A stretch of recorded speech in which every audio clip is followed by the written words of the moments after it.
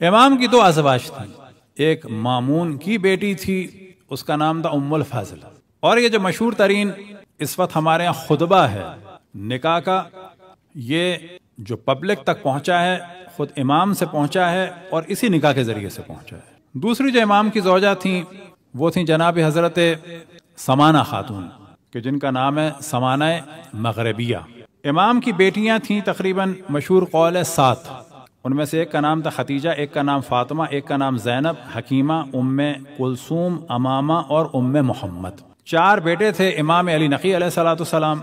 جناب حضرت موسیٰ مبرقہ۔ حضرت موسیٰ مبرقہ کی جو قبر ہے وہ قم میں ہے، اور پھر ابو موسیٰ کہ جن کا نام تھا عمران، اور ایک تھے حسین اور ان کی کنیت تھی ابو محمد۔ ان 4 میں سے جو زیادہ مشہور ہیں وہ ظاہر ہے کہ امام میں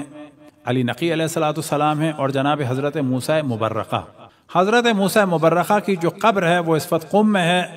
اور ایک اس پر گنبد ہے، ایک فرزند ان کے ساتھ دفن ہے، اور ساتھ ہی ایک اور وہاں پر گنبد ہے جو بہت بڑا گنبد ہے، اور اس کے نیچے ایک بہت بڑا چبوترا ہے، اور اس چبوترے کے اوپر قبروں کی علامتیں ہیں